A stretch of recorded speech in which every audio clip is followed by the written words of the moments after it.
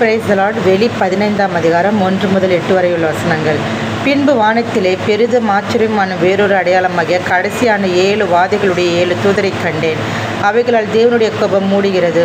அன்றையும் அக்கினி கலந்த கண்ணாடி கடல் போன்ற ஒரு கடலையும் மிருகத்திற்கும் அதன் சொரூபத்திற்கும் அதன் முத்திரைக்கும் அதன் நாமத்தின் இரக்கத்திற்கும் உள்ளாகாமல் ஜெயம் கொண்டவர்கள் தேவ சுரமண்டலங்களை பிடித்து கொண்டு அந்த கண்ணாடி கடல் அருகே நிற்கிறதையும் கண்டேன்.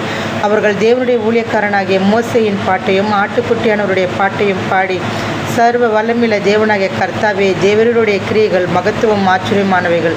பரிசுத்தவான்களின் ராஜாவே, தேவருடைய வழிகள் நீதியும் சத்தியமானவைகள். கர்த்தாவே, யாரும் உமக்கு பயப்படாமலும் உமது நாமத்தை மகிமைப்படுத்தாமலும் இருக்கலாம். தேவரீர் ஒருவரே பரிசுத்தர். எல்லா ஜாதிகளும் வந்து உமக்கு முன்பாக தொழுது கொள்வார்கள். உம்முடைய நீதியான செயல்கள் வெளியரங்கமாயின என்றார்கள். இவைகளுக்கு பின்பு நான் பார்த்தபோது, இதோ பரலோகத்திலே சாட்சியின் கூடாரமாகிய ஆலயம் திறக்கப்பட்டது. அந்த ஆலயத்திலிருந்து 7 வாதைகளுடைய 7 தூதர்களும் சுத்தமும் பிரகாசமான மெல்லிய வஸ்திரம் தரித்து மார்பருகே பொற்கச்சைகளை கட்டி கொண்டு புறப்பட்டார்கள். அப்பொழுது அந்த 4 ஜீவன்களில் ஒன்று சதா காலங்களும் உயிரோடு இருக்கிற தேவனுடைய கோபாக்கினையால் நிறைந்த பொற்கலசங்கள் 7ஐயும் அந்த 7 தூதர்களுக்கும் கொடுத்தது.